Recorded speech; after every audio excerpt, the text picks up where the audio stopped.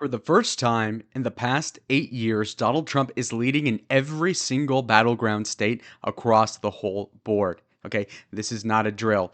You've been around for 2016, 2020, now we're in 2024. He is up in all seven swing states. Let's explain the math all behind it. Let's begin by looking at the actual chart for how Donald Trump is ahead of Harris in the battlegrounds. As you can see here, he's up by zero point 0.8 points over Kamala. That is 48.3 to 47.5.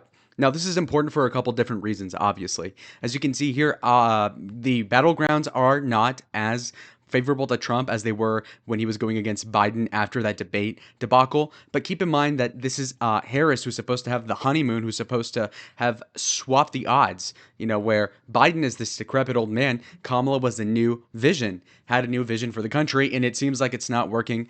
And the used car she's selling, which is literally the Biden administration policies, is not going to get off the lot. Now, if you look here, you can see obviously that there, if you were to zoom in, you can notice that at the very end of this graph, you can see that Donald Trump is actually in a V, and you can see that the alligator mouth is somewhat getting more split apart, which is good for Republicans. So Kamala is actually in the decline. For the past several days, she's been tanking more than you would actually expect. And I'm somebody who, of course, is a homer for Donald Trump, who is going to say, you know what, I'm going to maybe have a confirmation bias, but it's actually legit this time that he's up in every single swing state.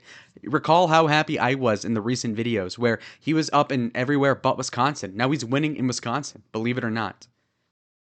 Very quick, let's address the individual states. Arizona, Trump is up by 1.4. You look at Nevada, he's up by half a point. Wisconsin, he's up by a tenth of a percent. That's the closest one. You look at Michigan, he's up by zero point 0.9 percentage points. You look at Pennsylvania, he's up by 0.5. You look at North Carolina, and he's up by 1. You look at Georgia, and he's up by 1.1. So not only is he winning in all the states, but his margins in almost all of them is better than what they have been this entire election cycle, and actually going back to 20, going back to 16. Remember, in 2016, he was almost every single person thought he was going to lose. Flipped result, obviously he won. 2020, almost everybody thought he was going to lose. And look how, even if you take it at face value, what happened in 2020, all the ballots that came in at 3 a.m., you take those as fully legal ballots. Okay, fine. Let's just concede that as a theoretical. Okay.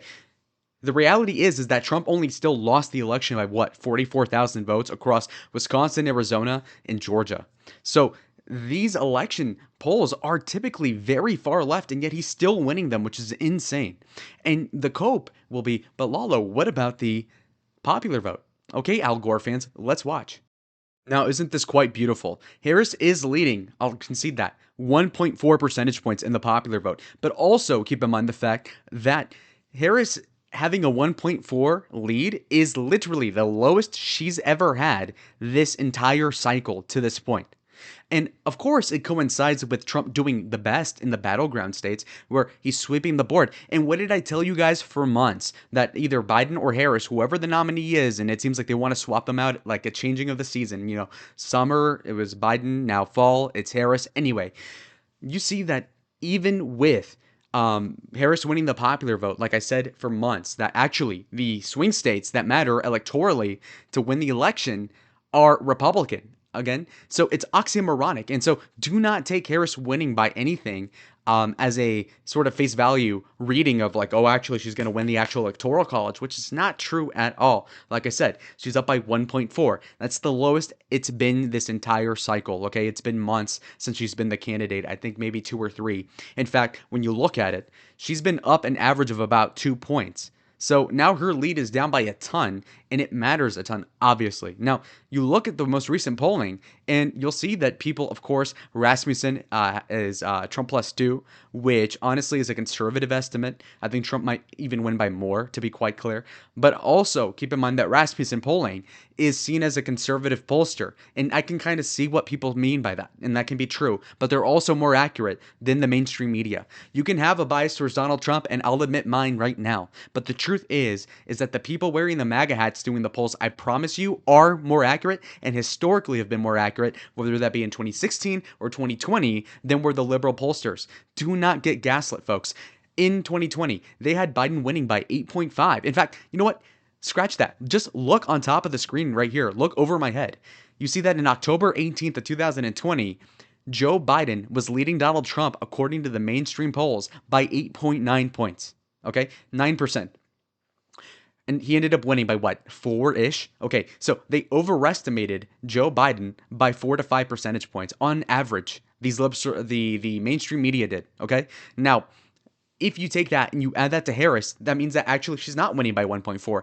She's losing by 3.5, which is nuts. Nuts. Trump popular vote victory. Crazy. If you would have floated it anytime but right now. But here we are, folks, at the precipice of history. Literally 17 days away from the election. I can feel it coming right away. Now, listen. Look at Hillary Clinton's polling error as well. They had her up by 7.1. And look how that worked out for her. And again, she won the popular vote by over 2 points officially. Harris officially is up by 1.4. This is not great. This is awful for Harris. Look, her lead is the most narrow it's ever been. And you could have said, well, Lalo, but what about when, Biden got swapped out? Yeah, obviously Trump was up a little bit. But that was just kind of the sundowning, if you want to call it that, of the Biden campaign being thrown away and then swapped with a new face. And this was Harris. And so Harris generally has been leading by like 2-ish points this entire time. Now it's down to like less than 1.5, which is fantastic news. Because again, Trump, under worse conditions, still beat Hillary. And in way worse conditions, almost won against Biden. Okay. Anyway. And to be clear, some people might comment down below that, you're biased. Why should we take it at face value what you're saying? Well, first and foremost, people that are betting their livelihoods agree with me, which, by the way, anybody smart is agreeing with me. But also even look at CNN headlines. Are these even good headlines for Kamala? I mean, these are like neutral value statements when you look at the titles. For instance, Trump hits back after Harris questions his energy level in the campaign trail, or neither candidate shines at the charity dinner. If Harris did well at all, if there were anything good at all, trust me, these people that, if not in the payroll of the DNC, are most certainly partaking in believing that Kamala is the better option than Trump, you damn well believe that they would be spinning anything they could find as a W, but they can't because they're losing by a ton here, buddy. It's actually disgusting. And yeah, I mean, come on, like imagine being a Democrat. Look, Milwaukee black voters exposed cracks in the Democratic foundation for Harris. These are almost all negative stories about Kamala, not because they love Trump, but just because they're kind of seeing the writing on the wall. And what makes it more obvious to me is that, pretty close to home, and not actually, but I go to college in southern Arizona. And so Obama comes and speaks, and I literally go there. I ask around, okay, was there an overflow? No, but he did. I'll give Obama credit. He had like 5,000 people show up in Tucson, Arizona, which is actually pulling Kamala numbers. If not more people are going to this Obama rally that just happened today than are going to Kamala rallies, and yet you're telling me that Kamala is going to beat Trump. Let me find a Republican that would get more people to go to a rally than Donald Trump. Doesn't exist. Okay? You know why? Because obviously Donald Trump is the popular person. He is the man in the arena. Kamala is just a surrogate DI candidate, to be quite biased. But anyway, just kind of shows you where the direction and the energy of the race is going, where even the surrogates for Kamala, and mind you, Obama's a big one, but still, are pulling more people on a whim than are Kamala Harris herself. Now, look at this as well. This is explaining the math behind it. Why are the polls so bad? Well, look at Joe Biden's presidential job approval. He is down by negative 16 percentage points. So you, if you're Kamala, have to somehow balance the fact that you're the vice president for this guy, but also say that you're different enough to offset the blame for the administration's failings. Now, lucky for her, and I'm being sarcastic, she was the border czar. So it's really clear to paint her as a big problem when it comes to one of the biggest issues facing voters, which is what? Immigration. Okay, so clearly she is boned, and not in the way that would get her an advantage in politics like her entire career. No, this is that part of the career where you're 60 and actually you're boned and you're donezo. Like, what is she going to do now? Like, when she does lose, and trust me, I'm just saying it here, I'm like 95% sure Trump wins, okay? But so I'm going to look like the biggest a-hole if I'm wrong, but I mean, what is she going to do after? But anyway. So glib comments aside, let's look at this. Just look at this, okay? Now, this is a real beauty. This is about $2 million worth of gambling and really just betting on who is going to be the presidential election winner. We've got data going about a year back, all the way to February of this year. You'll see that Donald Trump, while obviously he had a lead over Kamala Harris, kind of like in this like astroturfed way prior to her being the nominee.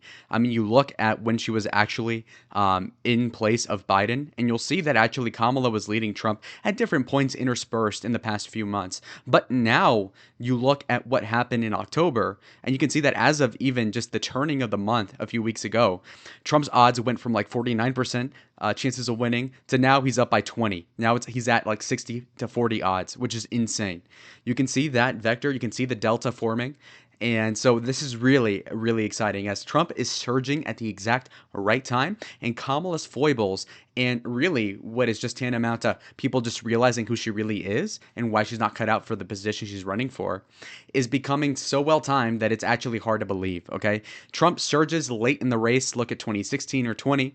And 2024 seems to be a trilogy in that motif. And in fact, when you touch back on this and you circle back, like Jen Psaki would say incessantly for years, you really do realize that, yes, Trump is on track to win, and him being up in every single battleground state really proves that he's on track to even win the popular vote. But I'll leave you with that. So, anyways, like the video if you liked it, subscribe if you haven't yet, and with only a few weeks until the election, comment down below any sort of thoughts, and I'll get to them as well. See y'all in the next one. Adios.